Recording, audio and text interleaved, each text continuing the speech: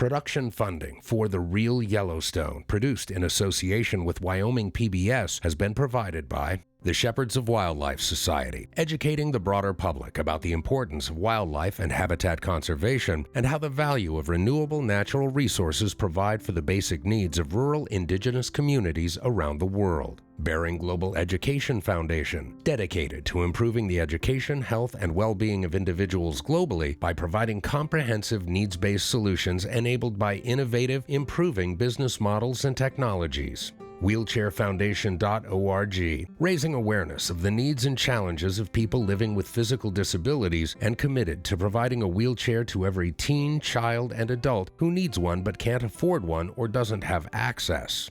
And Camp's Family Foundation, educating and inspiring the broader public regarding boots-on-the-ground wildlife and habitat conservation to ensure healthy and biodiverse ecosystems. Fire crews are making progress in battling 4 fires in southeast Montana. So far, crews have some containment on 3 of the 4 fires, including the Remington fire. The fire scorched a total of more than 448,000 acres. I mean, it feels like a ticking time bomb that someday it's all going to catch. The heat is just intense. We could see it coming, and if it's crackling and sparking, that's the scary thing with all this grass. You know, this fire went something like 41 miles and almost 200,000 acres in 2.5 days.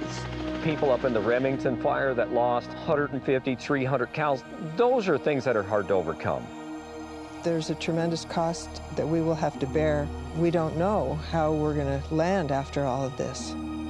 It's your livelihood, your way of life, and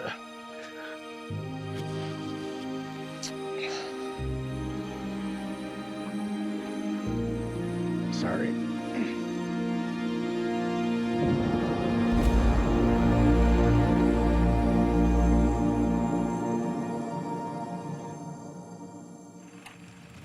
For centuries, native tribes battled for land and wildlife resources. Then came European explorers, bringing disease, which led to the deaths of millions of native people. Without human pressure on wildlife, game rebounded. But colonial Western expansion and railroads reshaped the land. Predators and bison were exterminated, opening the plains for sheep and cattle. For 150 years, ranching has defined the American West. Ranches across the American West are under pressure. Rising cost, falling livestock and grain prices, predators, rich out-of-state landowners driving up real estate prices, clashes with hunters, wildlife regulators, and critics of modern agriculture, plus conifer encroachment, a result of lost native burning practices, has fueled wildfire risk and narrow profit margins, rising taxes, and an unforgiving environment. This isn't an easy life, but ranching has never been easy. My great-grandfather was the first recorded white child born in the territory of Montana in 1864. My family came here in the early 1900s. My family's been here. There were 3 brothers that came to this area in 1886. We've been here in Montana on both sides since the mid-1800s or before. It was founded by my great-great-grandfather, Henry Sieben.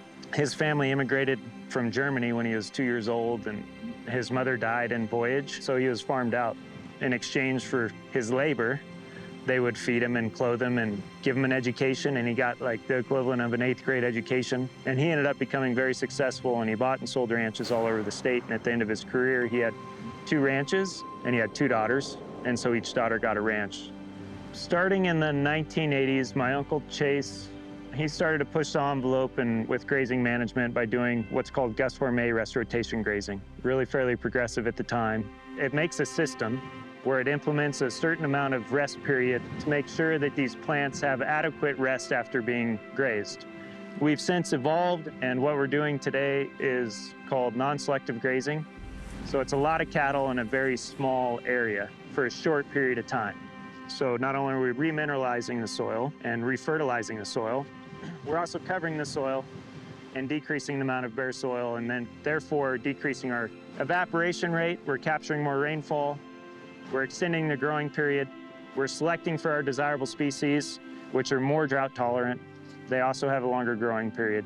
And so just by doing that, we've created this ecological resilience from the soil up. It works. Go, girl. Come on. Come on, girl. The Hibbert family isn't just focused on ranching efficiency. They've made a big commitment to Montana's wildlife conservation and stewardship. Devil's Kitchen Management Group is a group that gets together and decides what to do with wildlife management, what recommendations they have for the governor's board every year regarding regulations for this hunting district. And that came to be in the 1990s. Sportsmen wanted access to the elk. Landowners did not want to see elk in their stack yards, on their hay fields.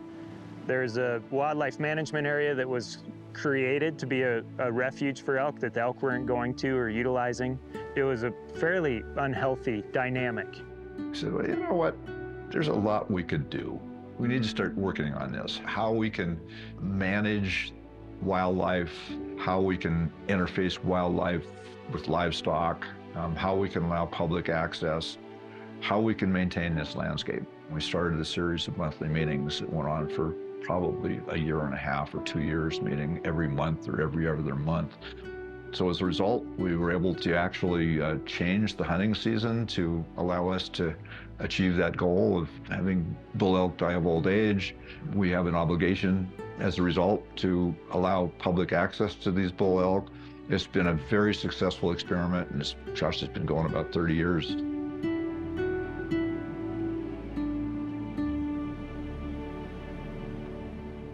know, there'll be a lot of people watching this that don't really have any idea about this lifestyle that we lead.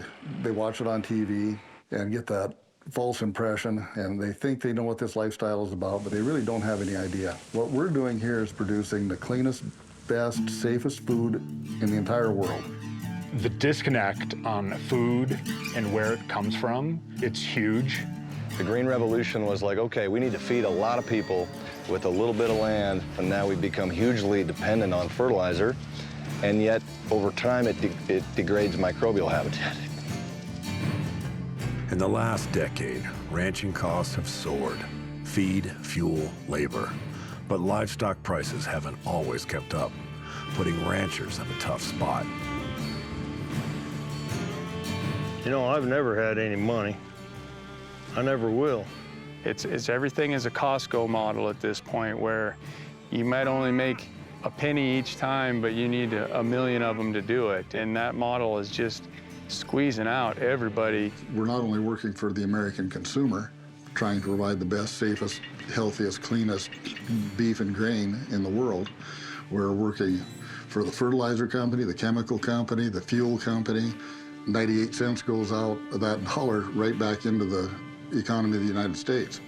We're land rich and we're cash poor. This whole deal is so difficult for people to understand, because when they roll into our yard, we got cattle and tractors and we got assets all around us. Squeezing money out of them is the hard part. It's very expensive and there's not much profit in it.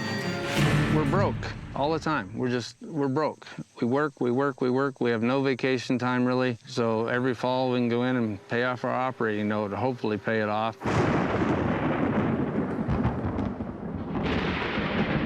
A baler costs $30,000 to $50,000. Today it costs $100,000. So we have to run the equipment longer to be able to pencil it per bale or per acre.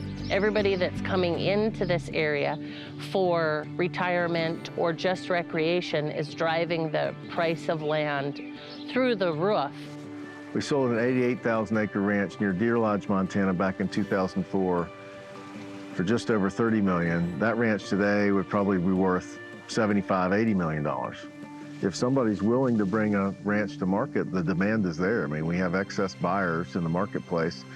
I'm not sure where you would have to go in Montana to find land that would pencil out. As far as if you were a beginning rancher, or even just trying to expand with the values of land, especially in western Montana, that would pay for it with cattle. The cattle would have to go to $10 a pound. With so much stacked against multi-generational ranching families, who is going to fight for them? In Montana, it should be the citizen legislature. As a fourth-generation farmer and cattle rancher and first-generation outfitter, I had a little surprise come in the form of being asked to run for legislature. At first I said, no, I'm a farmer and a rancher, and my outfit, I said, I'm not a politician. I never had thought about running for political office until this was pressed upon me that maybe you should think about it, because you could benefit not only your farm and your ranch, your outfitting constituents, but you can be a benefit to Northeast Montana as well. Hi, I'm Eric Albus. I'm running for House District 28, and I'd like to thank everybody for showing up tonight. Nobody understands Northeast Montana but Northeast Montanans. Hopefully, I can get in there, make a difference. I'm Eric Albus, and I'm running for House District Seat 28. I'd like to go to Helena, and I appreciate your vote. Years of drought, grasshopper plagues, and a hard truce. Their only son, willing to work the ranch, married a city nurse. Bill and Renita Brown knew the grind ahead. 20-hour days, 8-day weeks, year-round. With sky-high land prices, was it time to sell their 107-year-old ranch to rich out-of-staters? We've been on this ranch for 107 years. It's our history, it's our heritage, it's our family. Honestly, I was probably 50 years old before I realized that I'm a person other than the ranch. The ranch was my life. A lot of times, I don't even know what day of the week it is because it doesn't matter. We had some pretty decent years. We're doing pretty good. So we bought these 2 pieces of property. At the same time, I've got a sister who decided she wanted to be paid off. So anyhow, we had to close on the whole package at once. Immediately the next year and the 3 years following that, so 4 years in a row, we had severe drought. Weston married a gal from town. Of course, we all hoped that she'd be adjust to this way of living, but we didn't know that.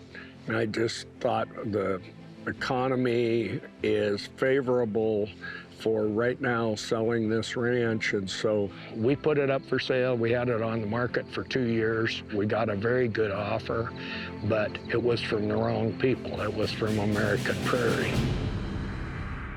Over 20 years ago, ranchers watched black Suburbans roaring up their drives in a cloud of dust. Inside, suit-wearing rich folks talked about saving the prairie. From who, the ranchers asked. That question sparked a culture clash. A nonprofit, American Prairie Reserve, started buying up land, a lot of it. In 1999, there was an assessment done of global ecosystems by World Wildlife Fund. This part of the state, north central Montana, was identified because of the prevalence of public land. And that was a result of the failure of homesteading during the Great Depression. People left. You don't have to buy all 3.2 million acres, which is what we're trying to assemble, because the private acres come with preferential access to federal grazing leases. And put together this complex of public and private land, do some biodiversity restoration, open it up to the public, and give people a semblance of what was here 210 years ago when Lewis and Clark came through.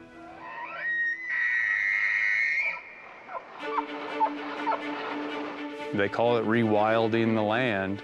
It's a very easy thing for them to sell because it sounds like they're doing a good thing, unless you're one of the people that they're trying to rewild. First, it was this talk about the CMR, the Wildlife Refuge, to the national grasslands in Canada as one biome.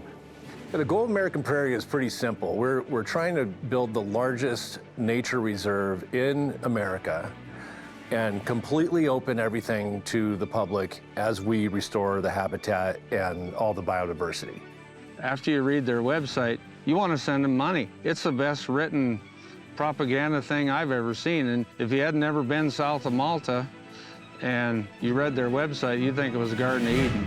There is no, quote, wilderness prairie in the United States for prairie habitat. Now, should there be, shouldn't there be, is up for debate. I happen to think there needs to be some areas that are sort of protected. They're buying properties that are from people who are selling to build out some ecological space so that wildlife can move freely and they can restore bison. They're trying to figure it out, I think. You know, it depends on what you want. I mean, if you live there and you don't necessarily want to live in this prairie wildlife sanctuary because you ranch and farm and do all these other things, it's definitely a problem. This is Blackfeet country, land where wildlife once moved freely, and families like Bo Michaels built a life with it. But now, an out-of-state billionaire fenced it off, shutting down wildlife migration routes and ignoring the people who've lived here for generations. But Bo didn't back down.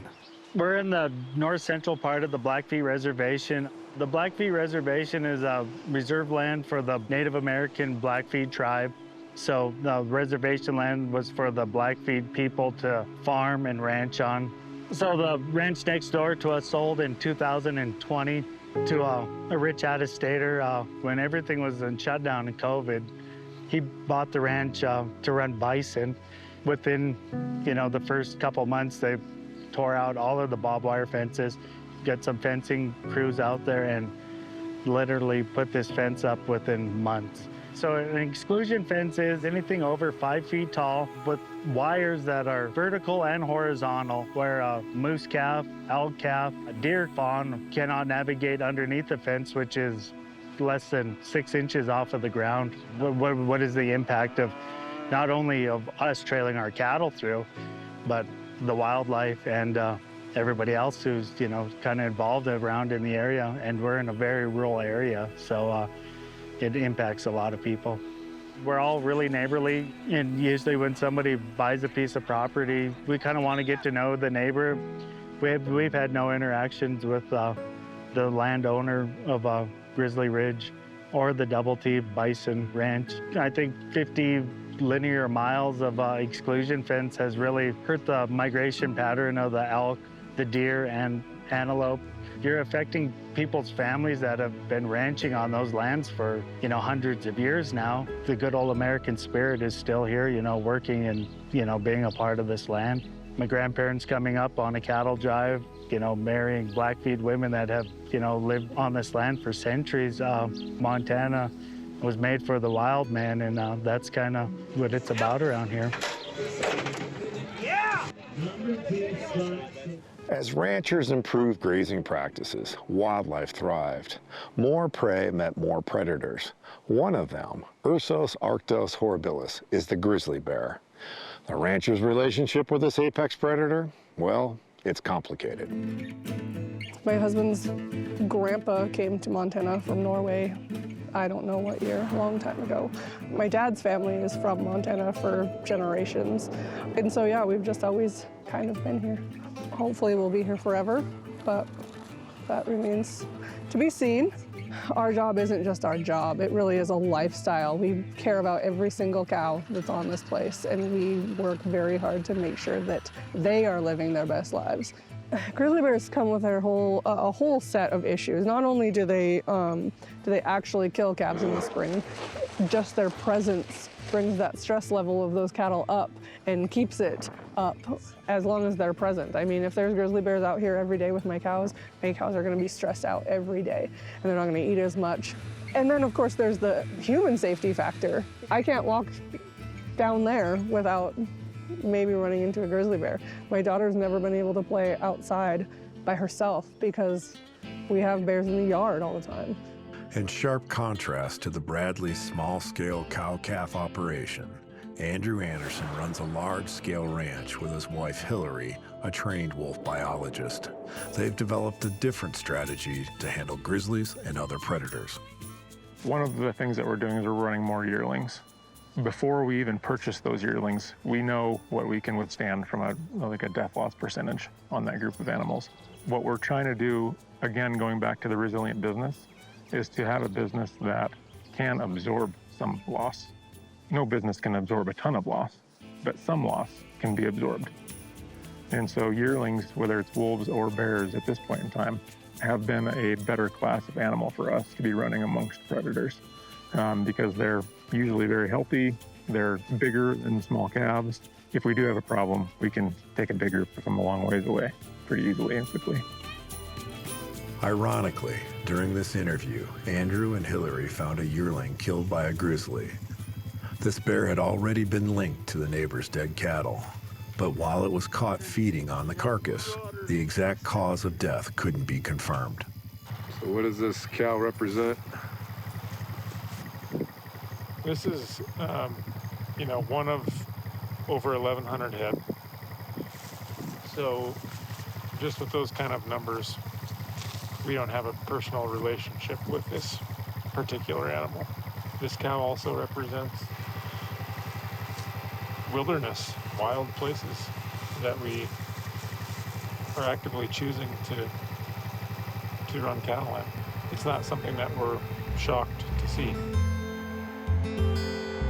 They're part of the fabric of this place. We are too. And so it shouldn't be something that it's one or the other. I don't know that I have the right to choose what should or shouldn't be here based on what's convenient for me. They're a part of this place and they always have been. And therefore, I think if we're going to cherish and continue to preserve these dwindling wild places, then we should do everything we can to ensure that they're here, as well as everything else that's out here. The small all the way to the large animals, I think we should be doing as much as we can to promote as much biodiversity as possible.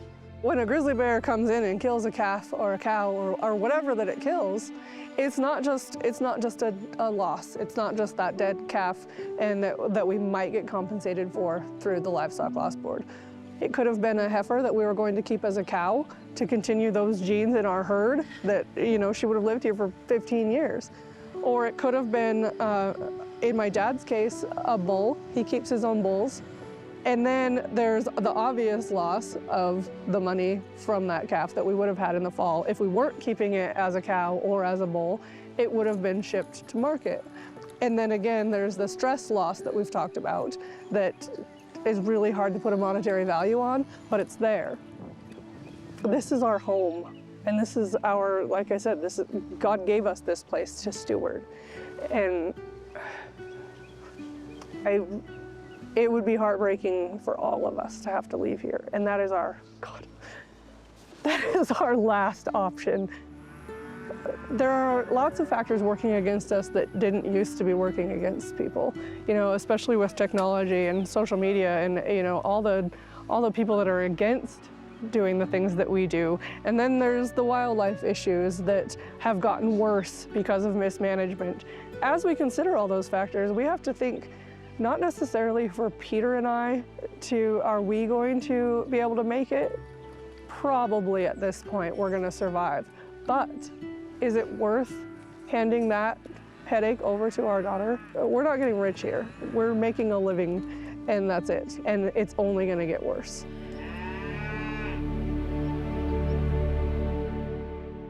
Land ownership and conservation changes are making private land harder to access for resident hunters, forcing them onto Montana's 33 million acres of public land. But more pressure on public land means wildlife has pushed back to private land, a safe haven from hunting. Wildlife is owned by the people. Once someone buys a place, maybe puts up a fence or excludes people from hunting that, you end up with lots of issues. The wildlife, they don't know borders. They travel back and forth between public land and private land. Oftentimes, especially given this time of year, you can look behind me and there's snow on the ground. It's harder for the wildlife to browse and find food. And so they're going to find themselves down in pivot fields where there's easy food to get, low pressure. And so that puts pressure on the private landowners. It's an interesting problem to kind of bridge the gap between the public land hunter and the people who want to chase elk and kill elk versus the landowner who just wants elk off their property. The idea that animals belong to everybody is different than the idea of my property belongs to me, because many times the animals are on that private ground.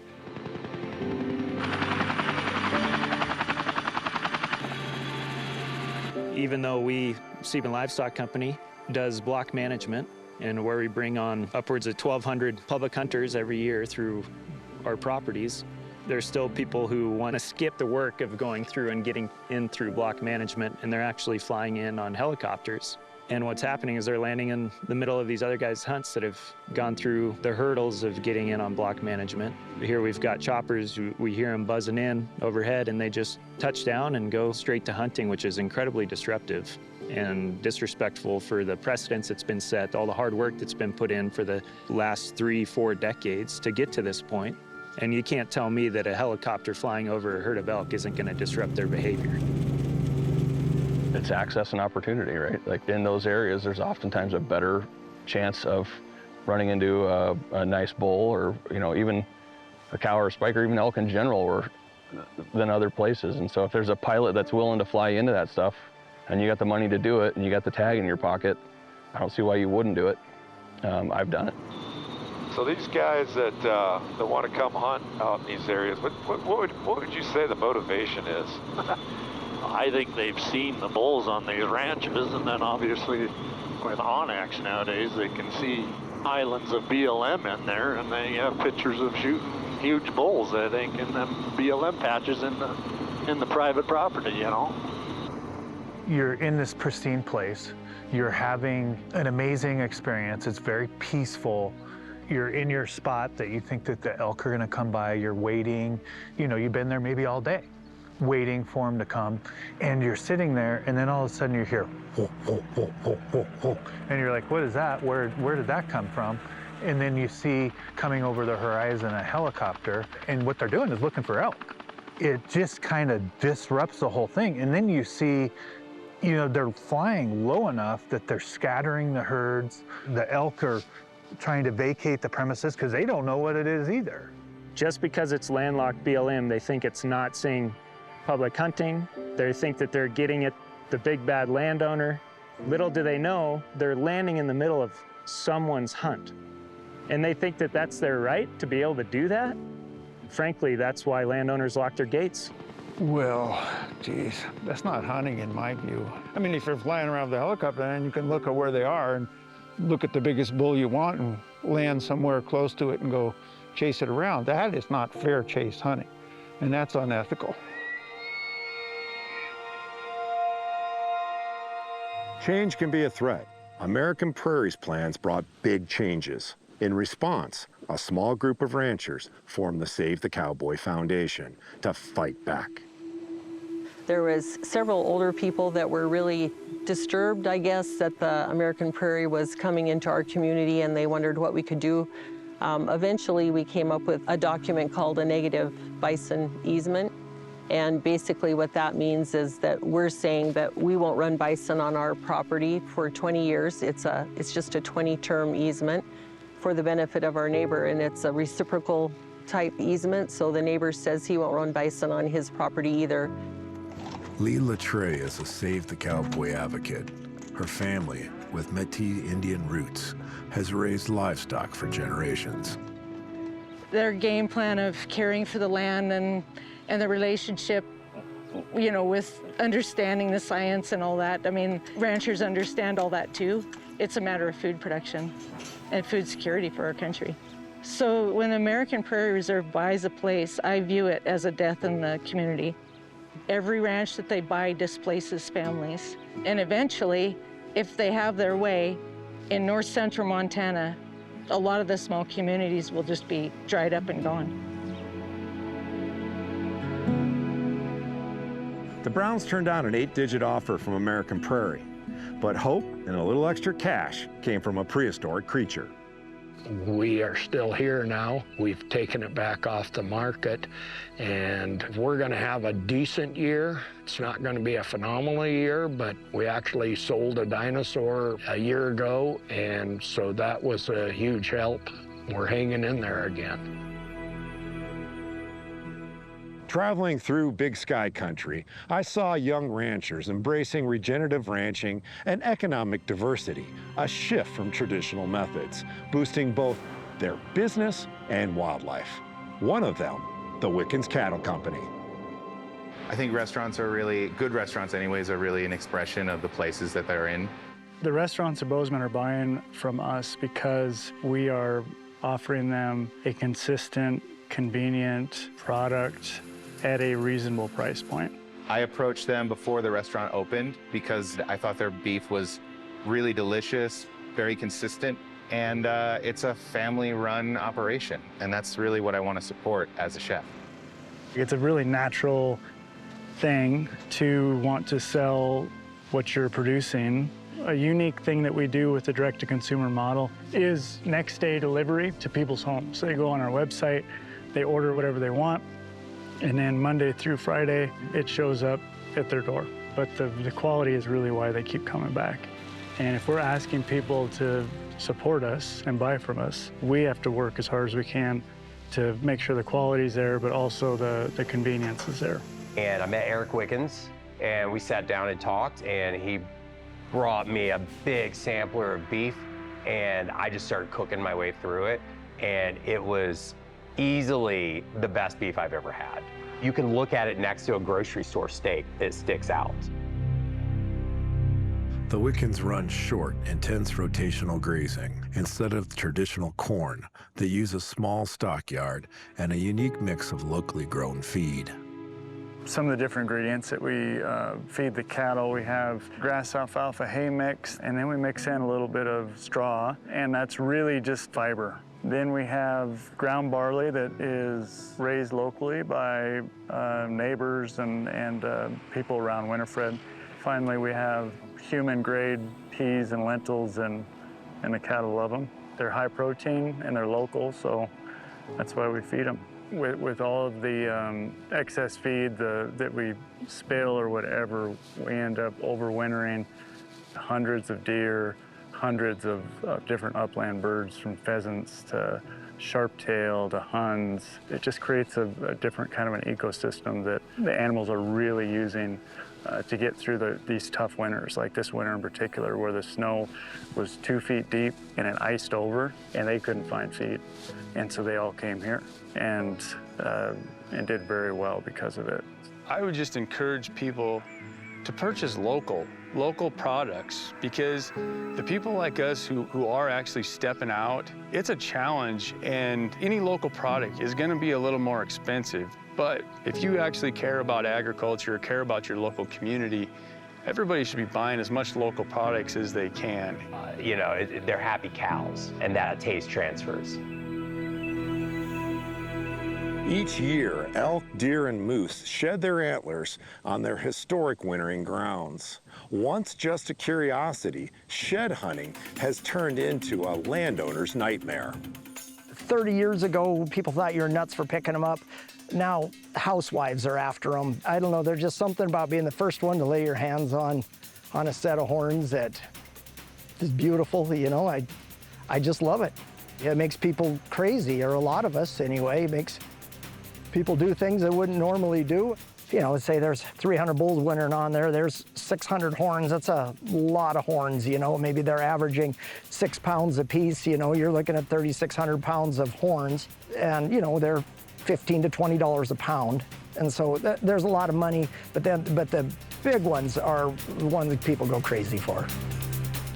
In 2025, 2 ranch employees in central Montana were held at gunpoint by antler shed hunters. Their cell phones were stolen. They were forcibly detained. That's kidnapping. That's armed assault. That's a felony. And it wasn't just for profit. It was for bragging rights, a desperate need to claim a giant set of antlers dropped by a trophy bull. Shed hunting used to be harmless, but for some, it's become an obsession, a contest, a lawless game. And once again, it's rural families, those who live with wildlife every day, who are left picking up the pieces.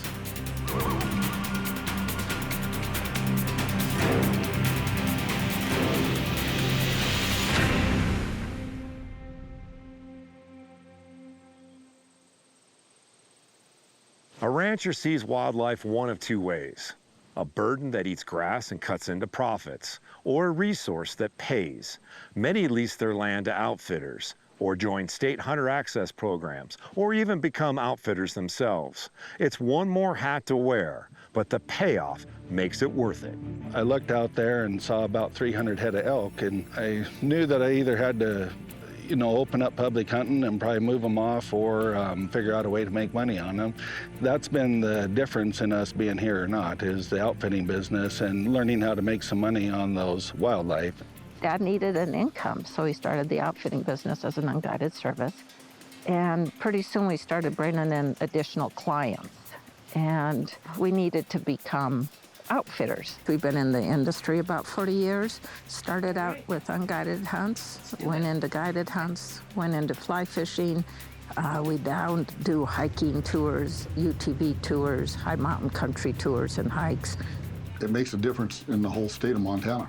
It isn't just a single operation taking this in. It's guides, employees, it's business owners benefiting from it. It's a huge economic boon to the state of Montana, the outfitting industry is. Biggest thing we do as an outfitter, it's our job to educate. And it's our job to remember that each person who walks through our door has their own story. We're just the mediator between the land, the mountains, and that person. Our urbanized world is disconnected from nature. Nowhere is that clearer than food production. Everything we eat was once alive. When Matt Skoglund of North Bridger Bison asked me to film a harvest, something he had never allowed before, I agreed, but only if we could bring a customer who had never seen an animal die as a part of the cycle of life. We eat bison for the quality of the meat, the nutrient density, the fact that it's basically grown and harvested in our backyard. There's nothing like it. It's like you can taste the sunshine and the grass in your meat. You know, once I open that gate and come in, take a couple deep breaths, and then I just have this like repeating in my head of like, wait for the perfect shot, wait for the perfect shot. And the perfect shot is a bison standing at about 10 yards with no bison in front of it and no bison behind it. This may sound weird, but instinctively, like looking at them and knowing what's about to happen, I just feel like I'm like sending my heart and reaching out to them. Like, I love that.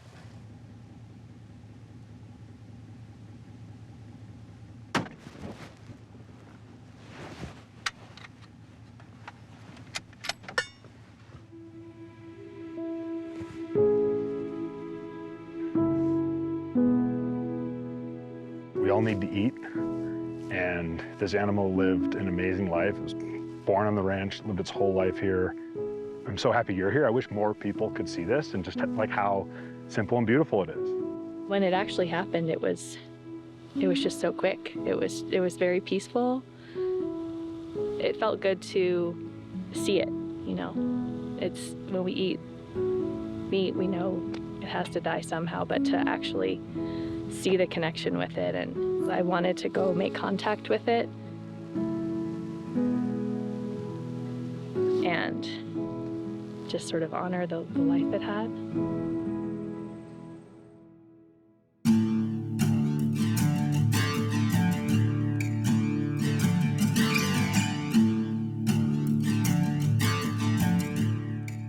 Ranching is built on a community, and out here, community matters.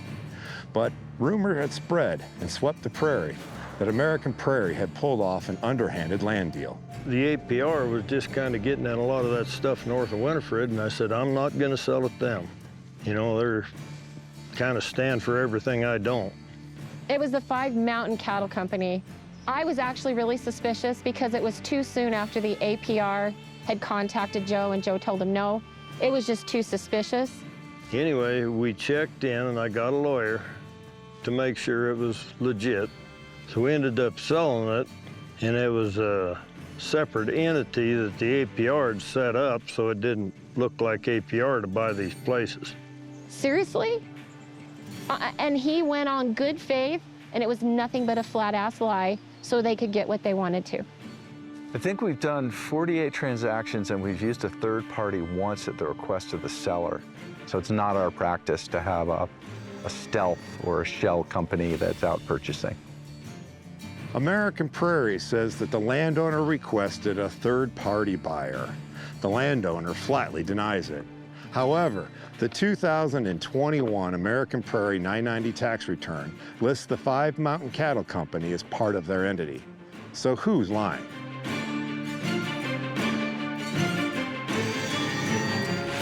With over 40 sales, not every rancher has had a bad experience with American Prairie. You know, the APR has treated me excellent. The hard part is, I guess, reputation in the community. There's a lot of local people or ranchers that are anti-APR, which is their right to be. And I didn't understand, I guess, when I first leased in 2017, how much of a backlash I would get. So American Prairie is a tax-exempt organization. As I tell our staff, a tax-exempt for-profit business entity. We are exempt from taxes on income that we earn, which is probably over the course of a year between $500,000 and $750,000. APR made $63 million in 2022, tax-free, and then they lease it to the ranchers to make themselves look good to the tune of about $500,000 last year. It's a facade for a bunch of rich people that do not understand that they are pushing not only ranchers off the land, they're pushing schools, they're pushing businesses, they're pushing county workers, they're pushing mom and dad in town because now the grocery store is closed. You know, we're hearing all about the rich billionaires that pay no taxes. What about them? They set that up as a nonprofit, but they are making a profit. You can't tell me that $63 million went back into putting yurts up there so somebody can come and be a nature lover for a weekend. They're pushing us out of the land for a bunch of rich playboys. If American Prairie is the cause of the death of rural Montana, they're dead.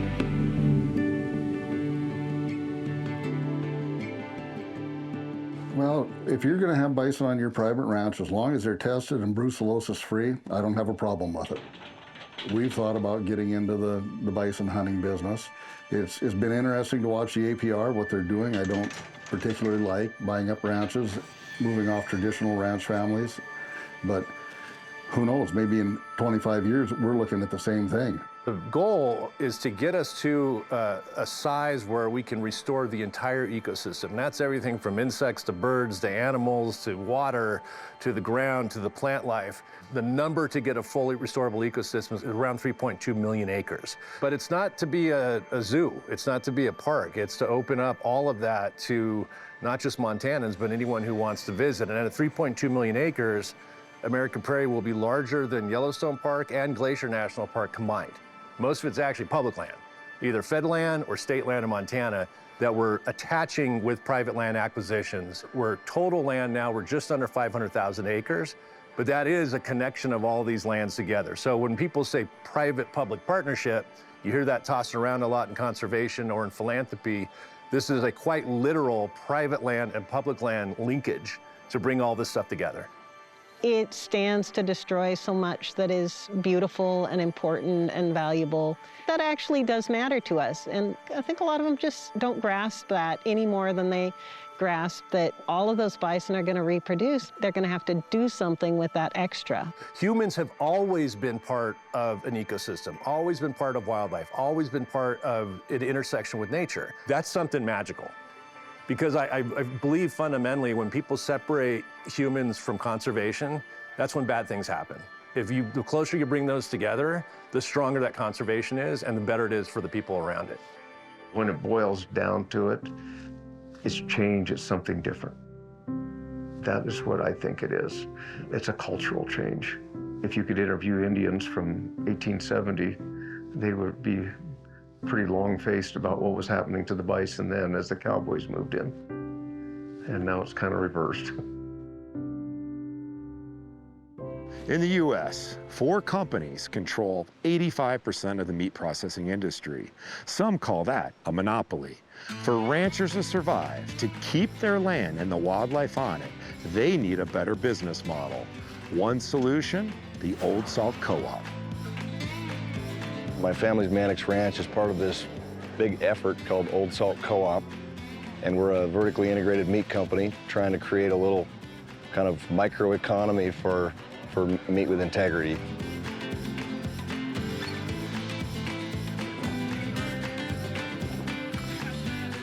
We have restaurants, 2 that we own, we have processing, we have an online brand, and we have this festival that's basically trying to say, hey, if people come together around a shared set of values, you can really actually make change.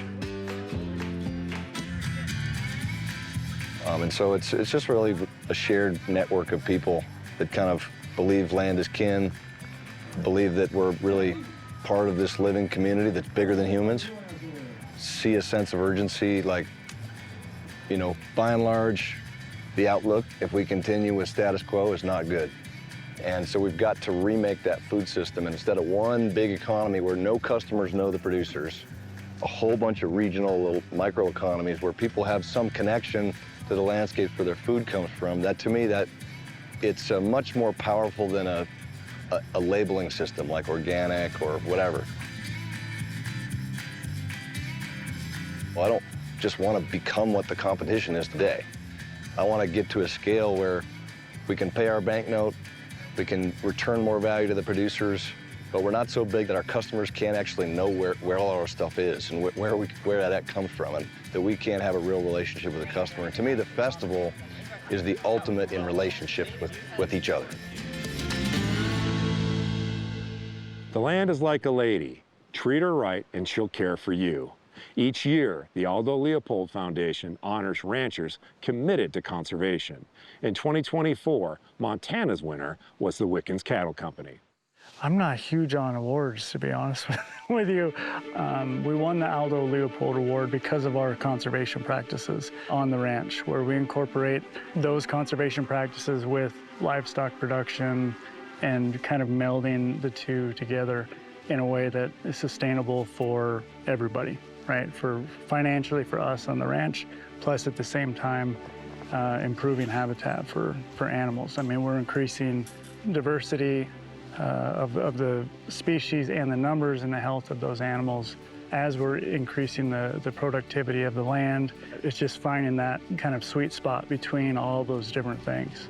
I say that it makes no difference to me, and you know, it's not about the awards, but like once you get them, it's like a little bit of recognition for a decade of, you know, a lot of work that does not get seen.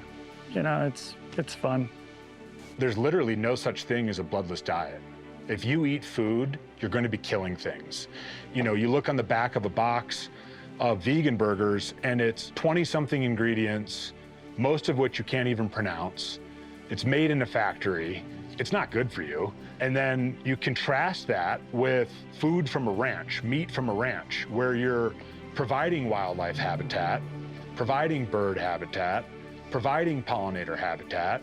You're sucking carbon out of the atmosphere and storing it in the ground. And then at the end of the day, you're providing, like I said, thousands and thousands of pounds of very healthy, very nutrient-dense food. And people are realizing, eating plant-based for the planet, Meatless Monday, it's not all it's cracked up to be. It actually has some really horrible unintended consequences. You know, when you eat our bison, you're eating bison. You know, when you eat your neighbor's beef, you're eating beef. Well, here we are at inauguration, a place I didn't really ever think I would be. Members-elect of the House of Representatives of the 69th Legislature of the state of Montana, please come to order. I didn't have a party, didn't need one, didn't want one. I was 250 miles from home in our hunting camp down south of Miles City.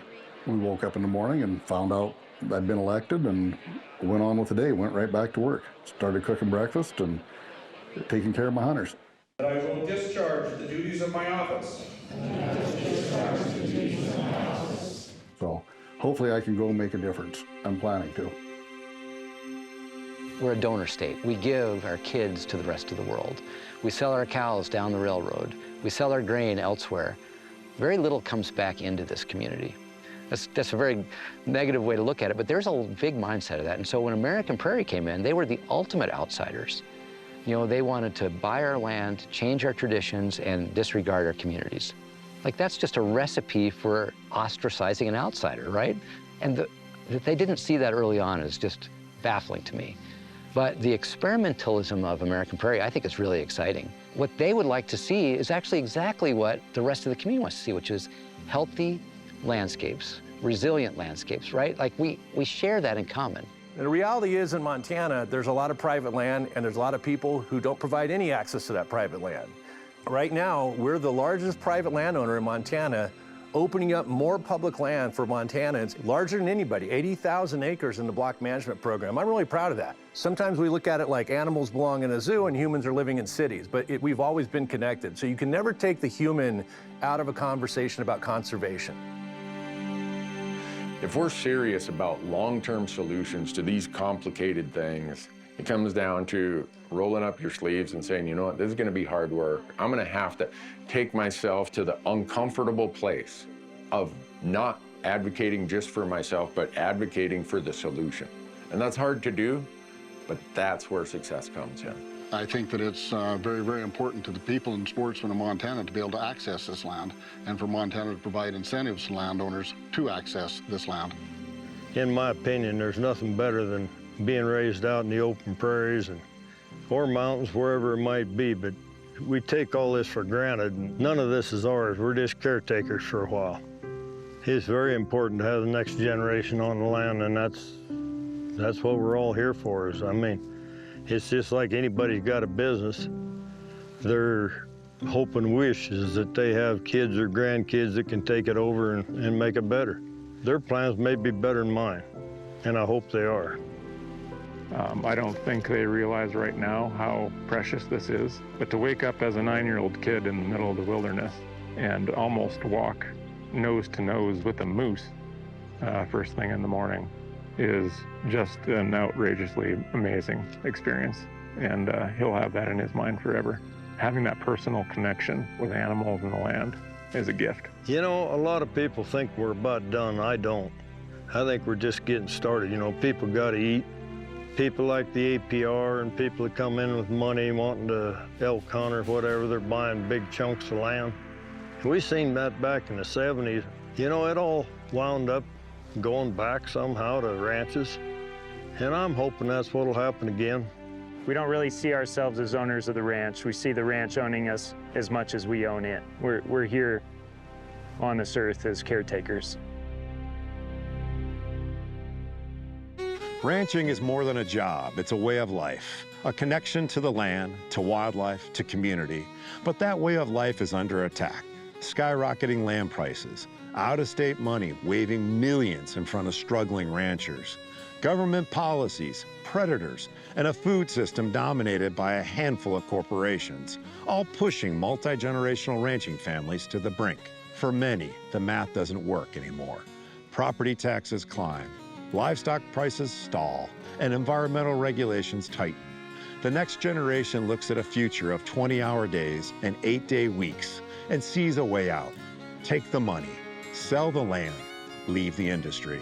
But when the land changes hands, it changes forever. No more open gates for hunters, no more livestock to keep the grass healthy, no more stewardship from people who have spent generations caring for it. This is about more than business. It's about human rights, the right to make a living, the right to stay on the land that your family has worked for generations, the right to manage wildlife in a way that benefits both people and nature. These ranchers aren't just fighting for their survival. They're fighting for their way of life, for their community, for their future. The question is, how many will be able to stay here and fight in the years to come? This ranch was built on blood and sweat, paid for in grazing cows. Now the landmen, they all circle around like poachers on the prowl. Out-of-staters moving in, driving land prices high. Feels like this is where old cow towns go to die. The land's like a lady, care for her, she'll care for you. Our fate is tied to every blade of grass, but next year could always be our last. Will my children see what I've seen, or will this dream survive? The land is like a lady, but lately we just make her cry.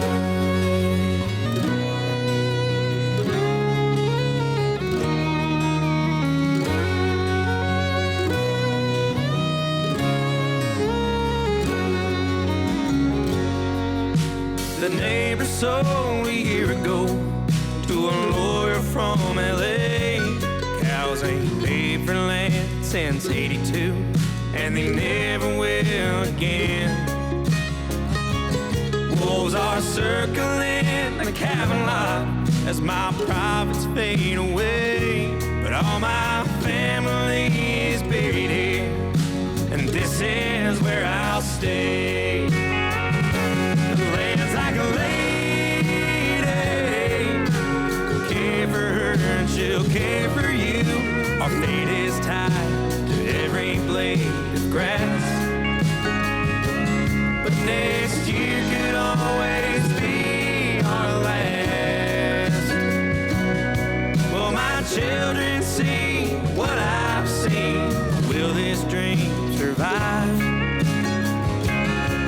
Oh, the land is like a lady, but lately we just make her cry.